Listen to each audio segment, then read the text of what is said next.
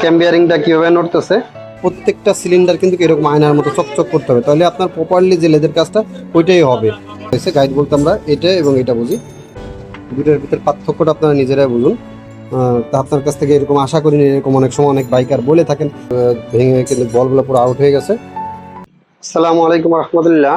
Bikers কেমন আছেন? Mintu auto service সেন্টারের পক্ষ থেকে আন্তরিক শুভেচ্ছা ও অভিনন্দন। আশা করি সকলেই ভালো আছেন। বাইকার্স, এই হিরো প্লেজারটি স্কুটি, এটা ইঞ্জিনের থেকে বিকট শব্দ হচ্ছে।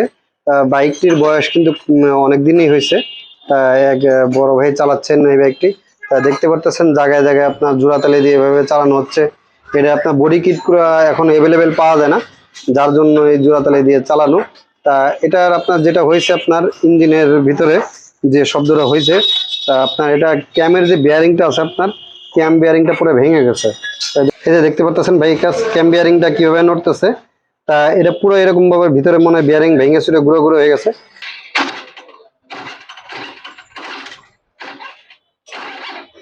তা বাইকটি আমরা আগে খোলার পরে আপনাদের মালগুলা শেয়ার করতেছি যে কোন কোন পার্টসগুলো আমাদের ইনস্টল করতে হবে। এটা আপনার দেখতে পারলেন যে সেলফ দেওয়ার সাথে ঘটর ঘটর করে শব্দ করতেছে, বাড়ি মারতেছে, যার কারণে ক্যামেরা ঠিকভাবে ঘুরাইতে পারতেছে না। তাই ক্যাম রুকারটা খোলার পরে আপনাদের সাথে আবার কথা হচ্ছে। বাইকার্স, আমাদের ইঞ্জিনটা নামাইছি আমরা। কারণ নামানোর কারণ হচ্ছে আপনার দেখেন ক্যামের বিয়ারিং পুরা ভিতরে যে বলগুলো থাকে একটাও বল নেই, সব ইঞ্জিনের ভিতরে ঢুকে গেছে। তা এই সাইডে বলগুলো ঠিক আছে, কিন্তু এই সাইডে যে ক্যামের যে আপনার বলগুলো আছে, একটা বল ওই জায়গা নাই, পুরো ফাঁকা দেখতে পারতেছেন। তাই এটা চলছে এটাই বেশি।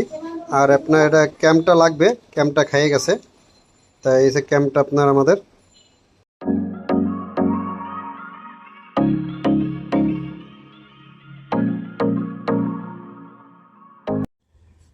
বাইকার্স, আমাদের লেদ থেকে কাজগুলো করে আনা হয়ে গেছে। তো দেখতে পাচ্ছেন আমাদের সামনে হেড সিলিন্ডার এবং স্পেয়ার যে পার্টসগুলো আছে। সর্বপ্রথমে এদিকে যদি দেখি পুরাতন মাল দিয়ে স্টার্ট করি। এটা হচ্ছে আমাদের পুরাতন পিস্টনটা।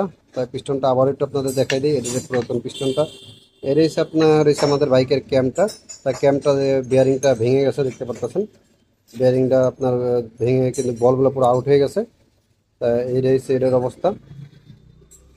এটা হচ্ছে পুরাতন ভ্যালভটা, আর আমাদের রুকারটা পুরাতন, এটা পুরাতন রুকারটা পাল্টানো লাগবে। আর টাইমিং চেনটা বাইকে এখনো আছে, ওইটা খুলবো আমরা। এটা হচ্ছে নতুন ভ্যালভ, দুটা লেদের থেকে কাজ করে আনা হয়ে গেছে। আর এটা হচ্ছে আমাদের হেডের গাইড, দুইটা মারা হয়েছে। গাইড বলতে আমরা এটা এবং এটা বুঝি, দুইটা গাইডই আমাদের নতুন।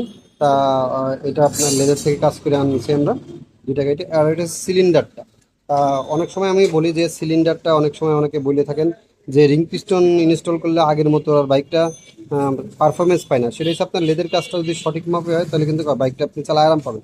যেমন এই বাইকটার সিলিন্ডারটা দেখতে পাচ্ছেন আয়নার মতো পুরো চকচক করতেছে।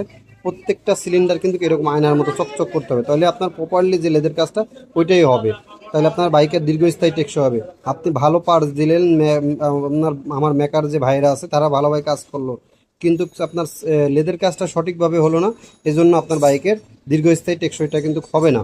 অনেক সময় আমরা কি করি, মেকানিক কিছু হইলে মেকানিককে ধরি যে ভাই আপনি কি কাজ করলেন, এটার জন্য আমার রিং পিস্টনটা দীর্ঘস্থায়ী টেকসই হলো না, অনেক দ্রুত চলে গেল, আপনি এটা কি করলেন আমার। তা আপনার কাছ থেকে এরকম আশা করিনি, এরকম অনেক সময় অনেক বাইকার বলে থাকেন। আসলে সে নিজের থেকে চেষ্টা করছে ভালো একটি কাজ করার জন্য, কিন্তু লেদের কাজের কারণে একটু গাফলিতির কারণে, আপনার লেদের যে মিস্ত্রি আছে তার গাফলিতির কারণে দীর্ঘস্থায়ী টেকসইটা হলো না। যাই হোক, এটা হচ্ছে আপনার পিস্টনটা আমাদের, পিস্টন রিং এবং রজন পিট এবং সার্ভ ক্লিপ। এটা হচ্ছে টাইমিং চানটা আমাদের নতুন। আর এটা হচ্ছে আপনার নতুন যে ক্যাম, ওইটা। আর এটা হচ্ছে রুকারটা। আর এটা হচ্ছে আপনার টপ কভার সিল যেটা, ওইটা। এটা হচ্ছে গ্যাসকেট সেটআপটা, এটা। তা এটা আরেকটা জিনিস দেখতে পাচ্ছেন, এই যে স্পেশাল টুলস, এটার সাহায্যে আমরা টাইমিং চেনটা ইনস্টল করবো এই বাইকে। বাইকার্স, আমাদের রুকারটা আমরা ব্লেড দিয়ে কেটে বের করছি। এটা হচ্ছে আমাদের নতুন যে রুকার, ওইটা। এই যে দেখতে পাচ্ছেন আমাদের কাঙ্ক্ষিত রুকার যেটা, এটা এডিট করেন। তা এটা হচ্ছে আপনার দুইটা রুকার। তা দেখতে পাচ্ছেন এই হিরোর অরিজিনাল যে রুকার, এটা আমরা ইনস্টল করতেছি এই বাইকে। বাইকার্স, এটা হচ্ছে আমাদের কাঙ্ক্ষিত ক্যাম্পটা। তা দেখতে পাচ্ছেন ক্যাম্পটা কত, এই যে আপনার এই জায়গাগুলো খেয়ে গেছে পুরনটা। তা পুরনটা নতুনটা যদি আমরা সামনে রাখি, তাহলে আপনারা বুঝতে পারবেন নতুনটার পুরাতনটার ভিতরে পার্থক্য কতটুকু। তাই দেখুন আপনার এই যে যে জিনিসটা, এই যে এটা এবং এটা, দুটোর ভিতরে পার্থক্যটা আপনারা নিজেরাই বুঝুন। যে এই যে এটা আপনার খেয়ে কিন্তু গর্ত হয়ে গেছে, এটা কিন্তু কতটুকু হাই আছে, তাই এর এই অবস্থা। আর আমাদের এই পাশের যে বিয়ারিংটা আছে, এই বিয়ারিংটা কিন্তু ভেঙে গেছে, এই যে এটা। বাইকার্স আসুন জেনে নেওয়া যাক স্টোনের রিংগুলো আমরা কিভাবে সেটিং করব। দেখুন আমরা মার্কারি পেন দিয়ে তিন কোণায় তিনটা মার্ক দিয়ে নিচ্ছি। আমাদের বাইকে মোট 5টা রিং থাকে, 2টা কম্প্রেসার রিং, একটি পেঁচানো রিং আর 2টা অয়েল রিং থাকে। তা দেখতে পাচ্ছেন যে মার্ক দেওয়া আছে। প্রথমে আমরা এই মার্কের কোনায় যে পেঁচানো রিংটা আছে এটা বসবো, আর দুই সাইডে যে মার্ক দেওয়া আছে এই দুই সাইডে আপনার মাথা থাকবে আপনার মোটা যে কম্প্রেসার রিং আছে ওইটা, আর পাতলা যেটা 2টা অয়েল রিং আছে ওই 2টা অয়েল রিং যে কোনো দুই সাইডে আপনার দিয়ে দিলে হয়ে গেল। এভাবে আমরা পিস্টনের রিংটা বসলে আমাদের পিস্টনটা দীর্ঘস্থায়ী টেকসই হবে।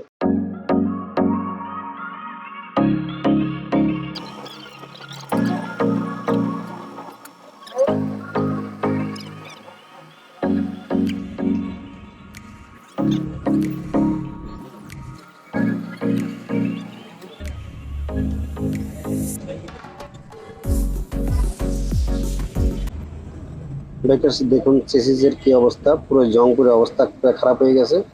তা এই হচ্ছে বাইকের চেসিসের অবস্থা।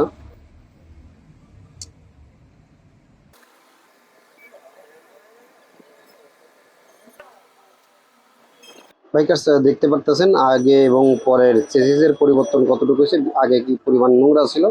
তাই এই জায়গাগুলো প্রচুর পরিমাণে জং ধরে গেছিলো, যেগুলো আমরা একটু পেন্ট করে দিছি যতটুকু পারছি। তা স্কুটি গাড়ির নিয়ম হচ্ছে প্রতি 5,000 কিলোমিটার পর পর যদি বাইকটি সার্ভিসিং করি তাহলে ভিতর জায়গাগুলো আপনারা কিন্তু নোংরা হয় না এবং কি জংগুলো পড়ে না, নাহলে ভিতরে আস্তে আস্তে জং পড়ে কিন্তু আমাদের বডিটা কিন্তু খেয়ে যাবে।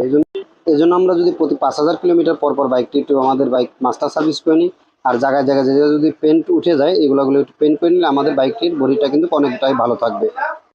বাইকার্স পরবর্তীতে ইঞ্জিনের সাউন্ডটা কীরকম হইলেও সেটা আপনাদের মাঝে শেয়ার করা হয়নি, কারণ কাজের ব্যস্ততার কারণে ভুলে গেছিলাম যে ফুটেজটা নিব, এই জন্য আন্তরিকভাবে দুঃখিত। বাইকার্স আজকের ব্লগটা এখানে শেষ করছি, কথা হচ্ছে নেক্সট কোনো ব্লগে, নেক্সট কোনো ইনফরমেশনমূলক ভিডিওতে। সে পর্যন্ত সবাই ভালো থাকবেন। আসসালামু আলাইকুম রহমতুল্লাহ।